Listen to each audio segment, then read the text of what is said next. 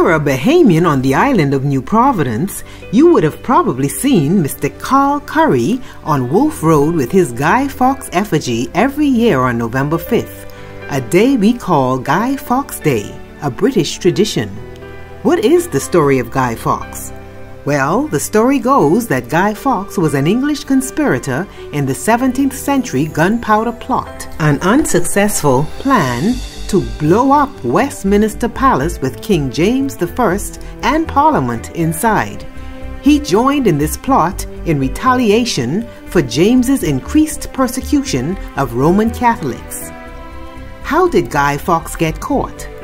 The plan very nearly succeeded.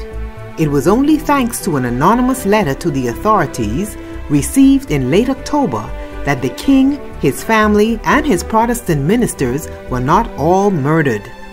Fawkes and the conspirators, who remained alive, were tried for high treason in Westminster Hall on 27th of January 1606, and all were convicted and sentenced to death. The executions took place publicly on January 30th and 31st and included hanging, drawing, and quartering. Following the failed plot, Londoners lit bonfires in celebration, and then King James I passed an act of law designating November 5th a day of national remembrance. Every year on November 5th, skies across England, Scotland, and Wales are illuminated by fireworks as Brits head out into the night to enjoy Guy Fawkes Night celebrations, also called Fireworks Night or Bonfire Night. This autumn tradition has been a staple of the British calendar and its colonies for the past 400 years. The conference had one very important result, however. James agreed with the request that a new translation of the Bible should be prepared and appointed commissions of learned divides for the purpose. In 1611, the authorized version appeared, the best and noblest translation of all books into the English language. Therefore, it was widely read and had an immense influence upon later thought and literature. It is still the favorite version of the Bible, being more widely used than the revised version, which was brought out nearly 3 centuries later. Keep reading, keep reading. The gunpowder plot. The Catholics, in their turn, hoped for favors from the son of Mary, Queen of Scots. James was not a Catholic, but he believed in religious toleration, and at the outset of his reign, he relaxed the recusany laws against the Catholics, provided they promised loyalty to the government. The result was to show the existence of far more Catholics, especially in the North and Midlands, than the government had imagined. In alarm, the government reimposed the recusancy laws. Some of the Catholics, urged on by Jesuits, then formed the most famous plot in English history, led by Robert Catesby, a Warwickshire gentleman. They plotted to blow up the king and both houses of Parliament when they reassembled on November 5th, 1605. In resulting confusion, the Catholics were to rise and obtain their freedom. The actual blowing up of Parliament was entrusted to a Yorksman named Guy Fawkes. Guy Fawkes, who had served with the Spanish army in the Netherlands, where he had learnt the practical details of mining. Cecil, however, destroyed the plot in time, partly through an anonymous letter sent by one of the conspirators to his brother-in-law, Lord Monteagle, warning him to keep away. On the night before the reassembly of Parliament, Guy Fawkes was discovered in the cellars making his final preparations. He and his fellow plotters were seized and put to death. The gunpowder plot struck deep into the popular imagination. Coupled with Fawkes' account of the Marian pursuits of the Book of Martyrs, it created in the minds of Englishmen a distrust and hatred of popery that lasted for well over 2 centuries. So, it was which parliament that he tried to blow up? This the British parliament? He had 2 parliaments. Mary Queen of Scots was in England and he was in Ireland. Okay? Now this Bible is the Bible where they try to blow up the Pope for. This Bible was the Bible published by King James. He published it in 1605, but he published it out in 1611. Now, the Catholic didn't want us to know this Bible is our Bible, the black people Bible.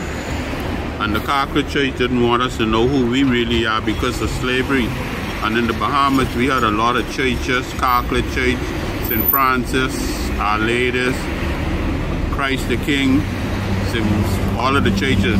And they the books what they used, the slaves them to build up all of these places.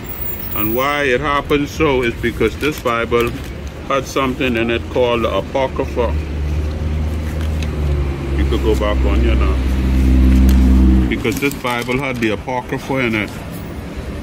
And they didn't want us to know who we really are, so they take all of this out of the Bible. They criticize his name, call him homosexual and all kind of things, just to criticize his name.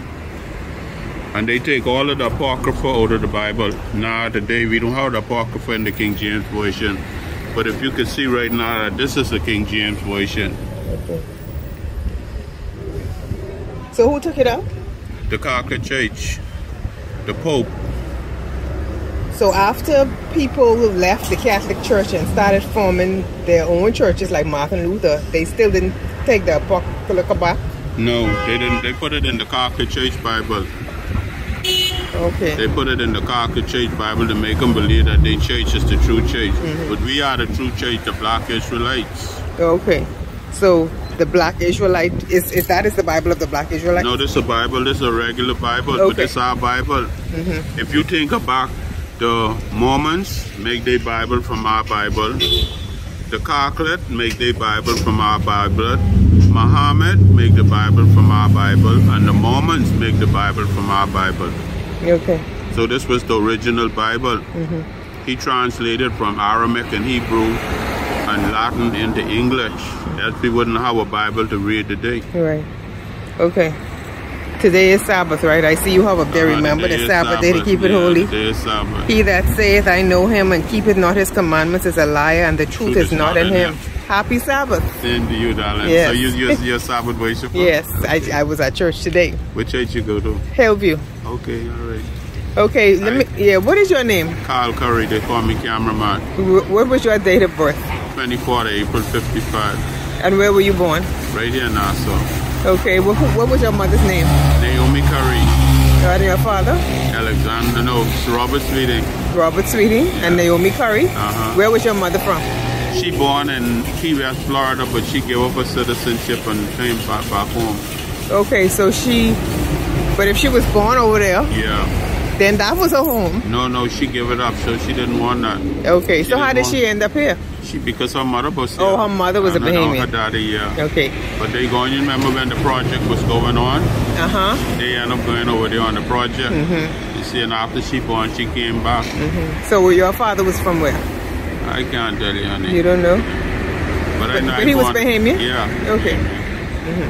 But you were born in Nassau. I'm a Nassauian. You have brothers and sisters? Well, I don't have. I have sisters now. I run out of brothers. All of the boys them gone. I have 4 sisters now. That's all I get. Where did you go to school? Well, I was not educated in school. Okay. The fear of the Lord is the beginning of knowledge, but fools despise wisdom and instructions. And everything I learned right out of the Bible. Okay. What type of work did you do? Well, I work around a variety. I work with the movie theater, with the cinema. I work like Arawaki. I work on construction. But when I stopped all of that, I did photography on my own. Okay. So where did you grow up? Right here. On Wolf Road? No. Okay. Between Wolf Road and Peter Fleming Street. Okay.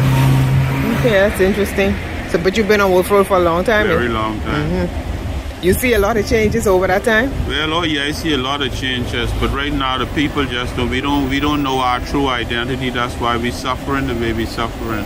That's very true. Because black people, they go against one another. But the people who know who we is, they know who we is, but we don't know who we is. Wow. We don't know who we is. This is why so much of things happening. And if you read the book of Deuteronomy from 1 to 68, it'll tell you exactly who we is and why we suffering the way we suffering. Yes, the Bible will give us the answer to everything. Everything. It have all of the solutions to the problem. But our leaders will not turn back, because our leaders are getting contrary now. They going into the world and welcoming in all kind of people coming in our country, and they just welcome them because of money. But ain't none of the money coming to the people. So why do we celebrate Guy Fawkes? No, we don't know. We don't. Why they celebrate Guy Fawkes? When I say we, as a country. Okay, but as a country, they never know the history behind it. Just obviously do Columbus. They don't know who Columbus was. Okay. But because they used to have Guy Fawkes there on Fawkes Hill, they still do that, right? They used to have Guy Fawkes, but we basically used to bind them up on Fort Charlotte. See? But over the years, I used to go to Salvation Army for books and things. A lot of people used to go to Salvation Army for clothes. But when I go up there, I might buy a couple pieces of clothes if it's good. But I basically used to go in the bookshelf, in the book department. You see, and during the time of the books and things, I started to accumulate a lot of books. I have Hebrew book. I have Sefer. The Sefer Bible is a Hebrew Bible. That have all of the that in Hebrew, that in Israel writing Hebrew.